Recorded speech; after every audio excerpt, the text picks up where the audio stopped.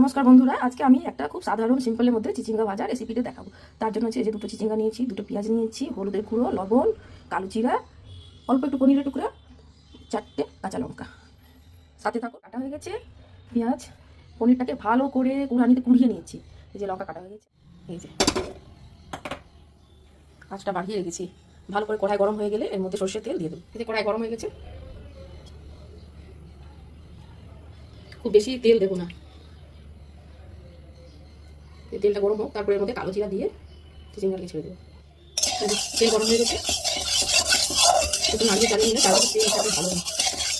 কড়াই চারদিকে তেলটা লেগে গেলে ভাজাটা ভালো হয়। এই যে কালো জিরা দিলাম,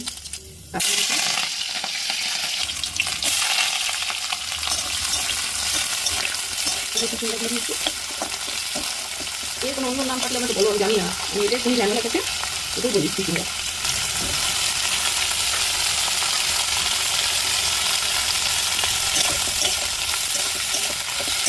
ভালো করে হালকা একটু লাল করে পেঁয়াজটাকে দিয়ে দেবো। ছটফটি নুন লাগলো কিছু দিলে, লবণ একটু বেশি দেবে না, নাহলে জল শুকিয়ে অল্প হয়ে যায়, অনেক লবণ বেশি হয়ে যাবে। অল্প হলে লবণ খুব কম দেবে। এটা গরম ভাতের সাথে খেতে খুবই ভালো লাগে। আমি মাঝে মাঝে করি।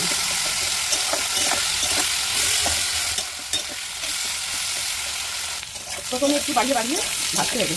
এই জলটা যখন শুকিয়ে যাবে তারপরে তুমি গ্যাসটা নিয়ে ভাজবে। দেখো জলটা টেনে নিয়েছে, এর মধ্যে পেঁয়াজ দিয়ে দিলাম, জলটা একদম টেনে নিয়েছে।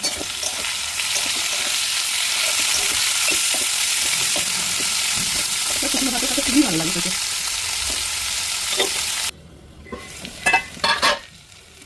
এই যে দেখো, আর একটু ভাজা হবে, আর একটু ভাজা হলেই এর মধ্যে পনিরটাকে অ্যাড করে দিতে হবে।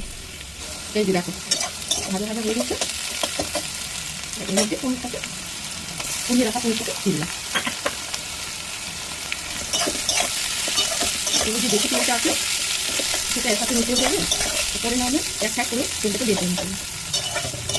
আর করে খেয়ে দেখো বন্ধুরা, খুবই ভালো লাগবে। পরে কিন্তু লবণ ইউজ করো না, এটাতেই লবণ একসাথে মিশিয়ে দেবে। নামাবার আগে একটু হালকা চিনি, হালকা একটু চাইলে লঙ্কাগুলো দিতে পারো। আমার এই সবুজ আর সাদাটা খুবই ভালো লাগে, তার জন্য আমি দিলাম।